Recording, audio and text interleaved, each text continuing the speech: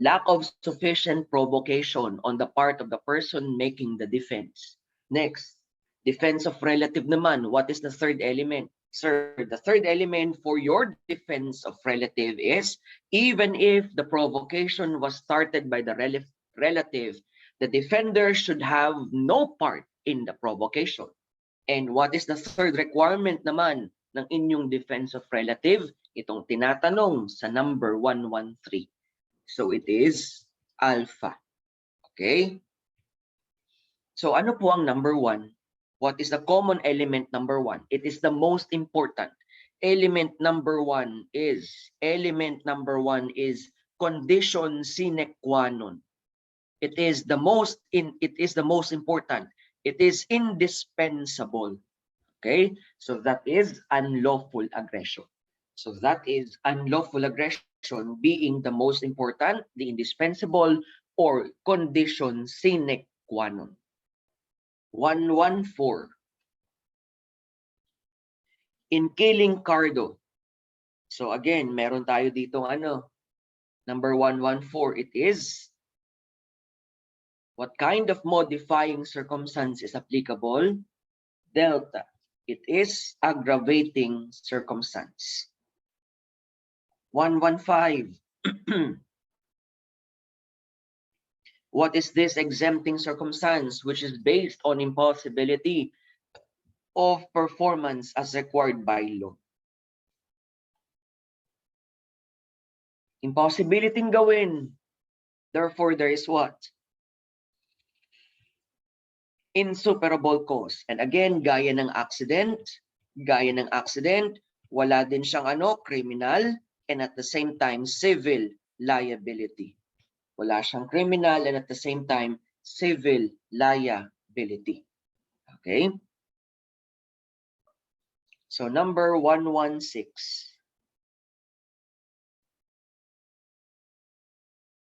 What is your answer sa number 116? In exempting circumstance of compulsion of irresistible force, the physical force must come from the third person, delta. Okay? So kapag sinabi natin, sir, compulsion of irresistible force, i-relate mo yan saan? Uncontrollable fear. Uncontrollable fear. Anong basis ng irresistible force and uncontrollable fear? There is no freedom. There is no freedom. So what is the applicable Latin maxim? What is the applicable Latin maxim for your irresistible force and uncontrollable fear?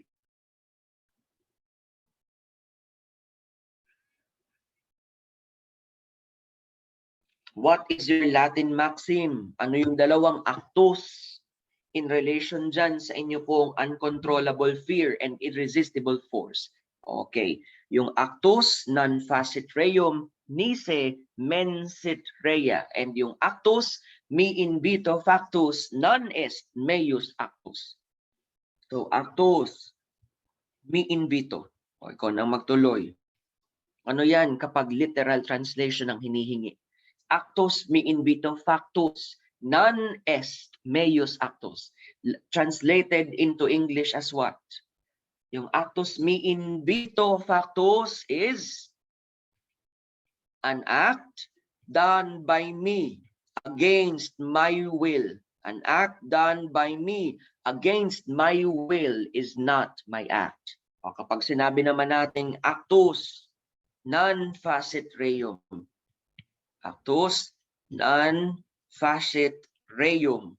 Kapag itatranslate mo yan, an act cannot be criminal if the mind is not criminal. Okay? So that is the basis of your compulsion of irresistible force and uncontrollable fear. Number 117. What is this exempting circumstance wherein the basis of exemption is the age of the offender? Age of the offender. Yung edad daw ng biktima. Kapag sinabi nating edad ng biktima, we are talking about what? The chronological age. Oh, sir, kapag sinabi nating chronological, anong ibig sabihin? chronological. Yung edad niya base sa kanyang ano po, base sa kanyang pagkakasilang. It is considered as what? The minority. So alin dyan yung minor? Alin po dyan yung minor?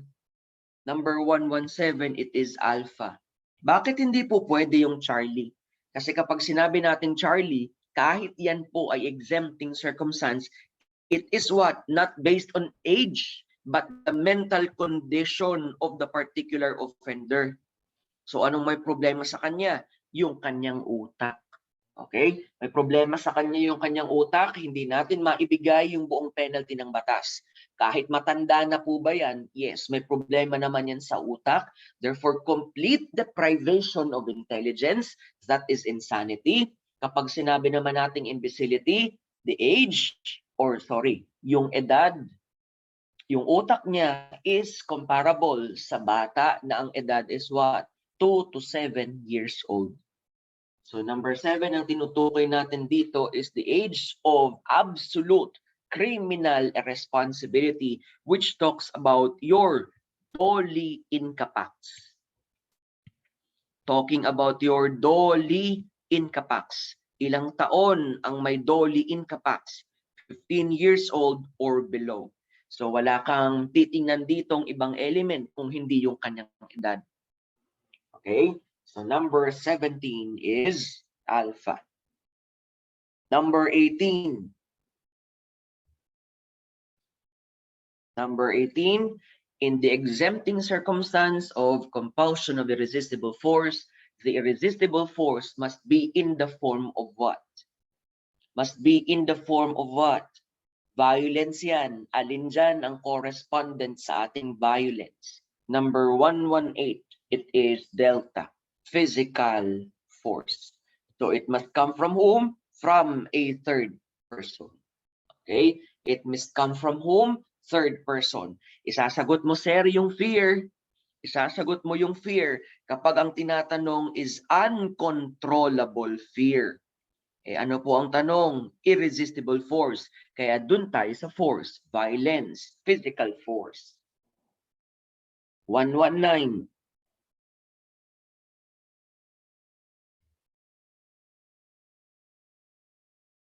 Number 119.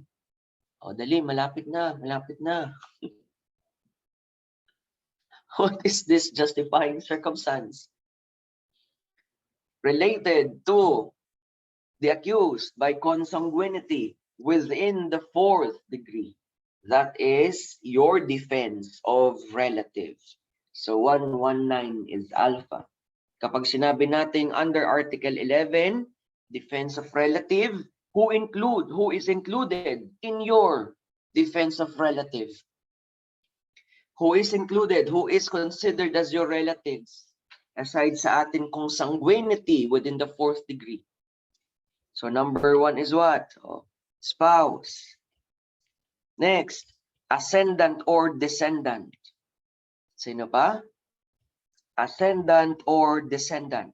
Number 3, sir, sino pa po? Legitimate, natural, or adopted brother or sister. Number 4, sino pang involved? Relatives by affinity. Relatives by affinity in the same degrees.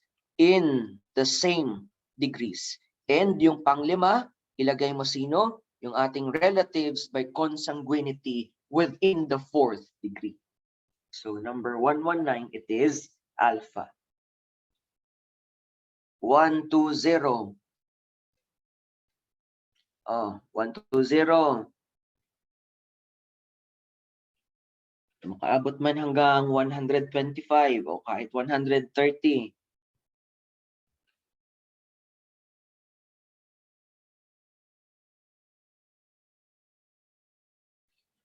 Thirty committed grave offense. Kobe arrested 30 without a warrant.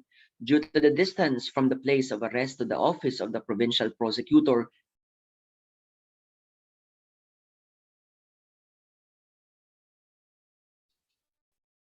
the information was filed more than 3 days. So para hindi daw po maging liable yung ating pong police officer, sir, Ano po ang kinakailangan niyang gawin? Sir, kung pinagpipilitan siyang maging liable under Article 125, anong pangdepensa naman ng police officer dahil sa sobrang layo niya? Sir, ilagay mo yan sa ating exempting circumstance na ano po, insuperable cause. Okay? Sa sobrang layo, hindi po niya nagawa yung kanyang tungkulin. Pero sir, gusto po ba niyang hindi gawin yung kanyang tungkulin? No. It is just what? Sir, because of that particular circumstance, napigilan po ba siya sa kanyang dapat gawing trabaho? Yes. So alin dyan? Number 120, it is alpha. I will invoke the defense of lawful and insuperable cause. Okay? So pangharang natin yan sa Article 125 na liability. 121, ito yung sinasabi natin. Kailangan alam mo lahat ng diagram natin ha. Dinodrawing natin yan para tulungan kang mapadali. Number 121. Kapag daw ang pinag-uusapan dyan ay less grave felony, bakit siya naging less grave felony? Basing on the penalty. Hindi sinabi dito kung afflictive, correctional, or light. Hindi rin sinabi yung imprisonment. Ang sinabi ay duration. Anong sagot mo? Number 121.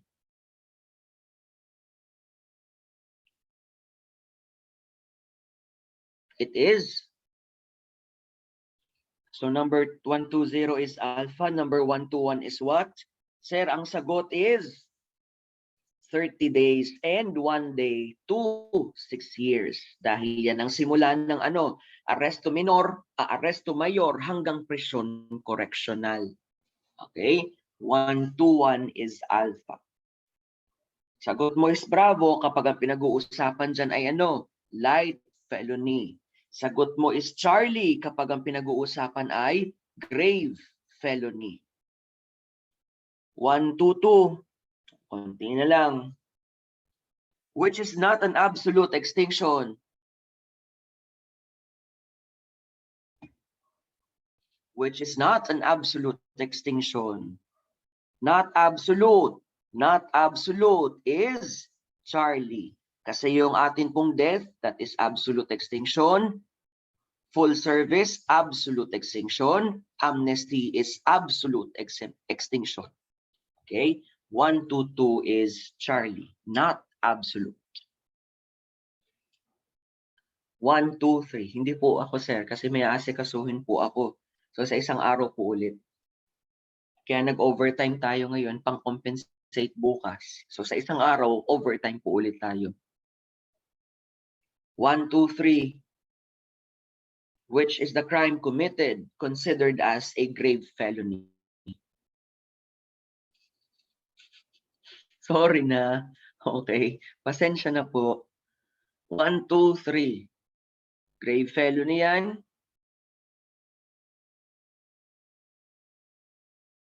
Okay. Grave felony, the penalty is at least 6 years and 1 day.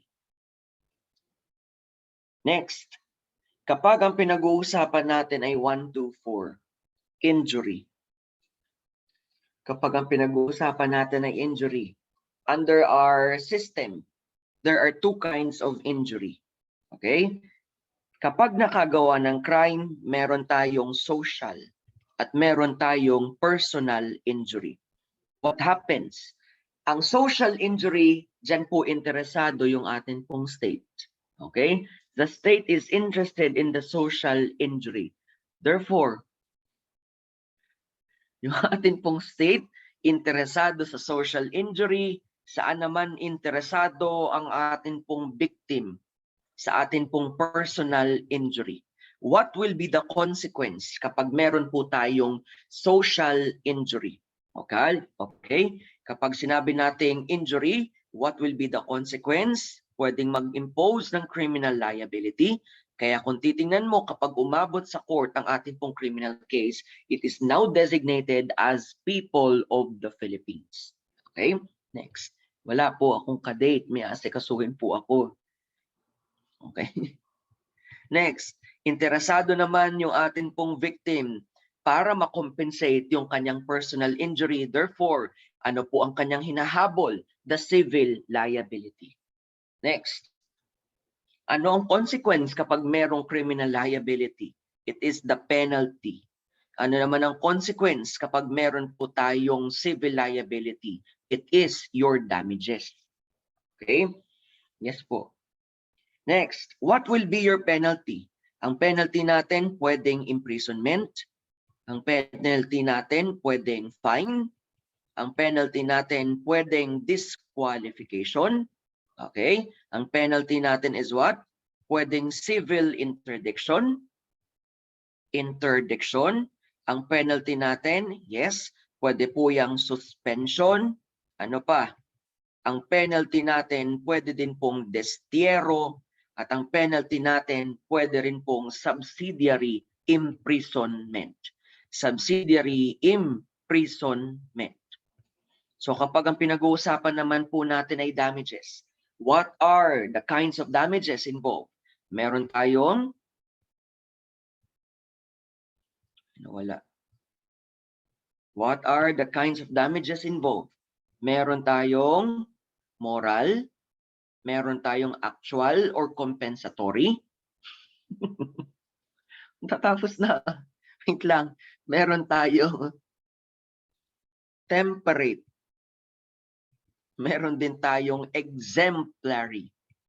At meron din tayong nominal damages. Okay? So kapag sir, involve yung mga konsepto na yan, sir, lagi mong isipin yung atin pong shortcut version. So therefore, kapag sinabi natin 1, 2, 4, the injury is known as what? It's either social or personal. So number 1, 2, 4, kung walang personal, therefore we answer delta, social injury. Oh, number 1, 2, 5.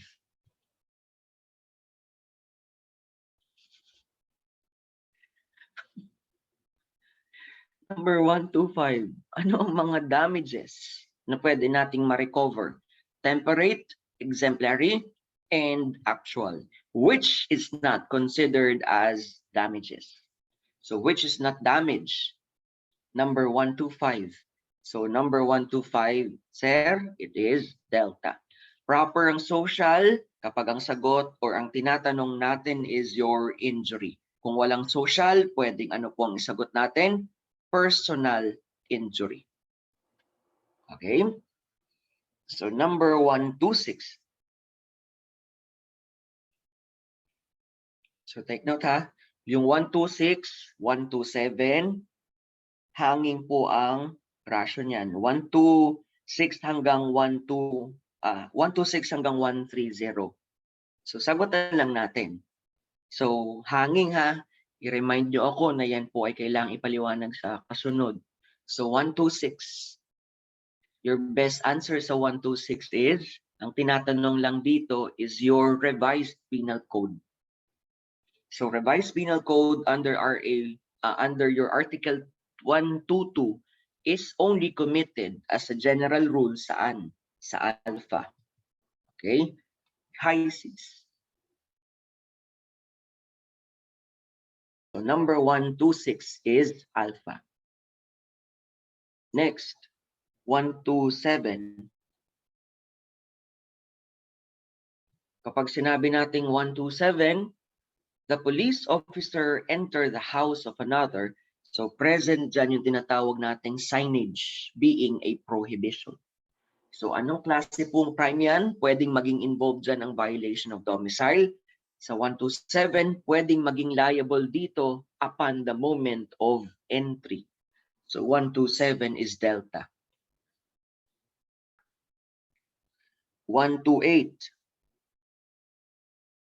Yung 128 hindi na masyadong irarasyo dahil alam na natin na kapag arbitrary detention, the most essential element is what?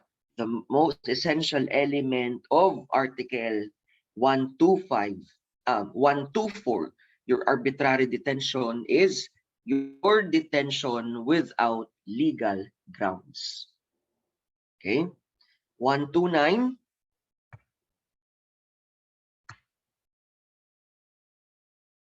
Cardo, a police officer, arrested Hipólito without a warrant for the commission of a crime, which is not one of the elements that will constitute arbitrary detention. So, ang alpha is an element. Next, Charlie is an element of arbitrary detention.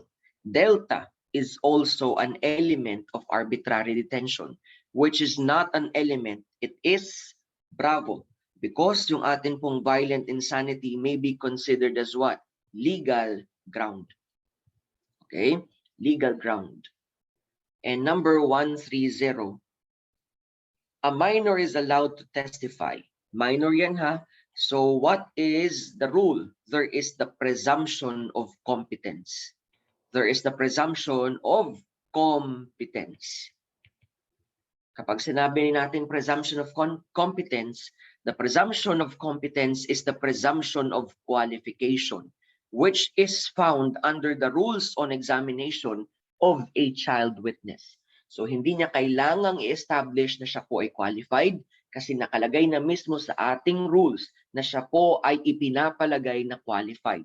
Kung merong taong nagsasabi na hindi siya qualified, yung tao na yon ang dapat magpatunay ng kanyang disqualification. Okay? So, marami po kasing masyado pong mahaba sa piracy. Kukulangin po tayo dyan ng oras. Siyempre, kailangan ko din naman pong magpahinga kasi paluwas pa po ako ng Maynila mamayang 3:00. Ano po? So, mabibitin tayo sa piracy kapag isisingit ko po yan. Okay? So, at least naka 130 tayo. So, take note of that ha. So, 126 hanggang 130 ipapaliwanag po natin kapag nag-resume tayo sa isang araw. Okay?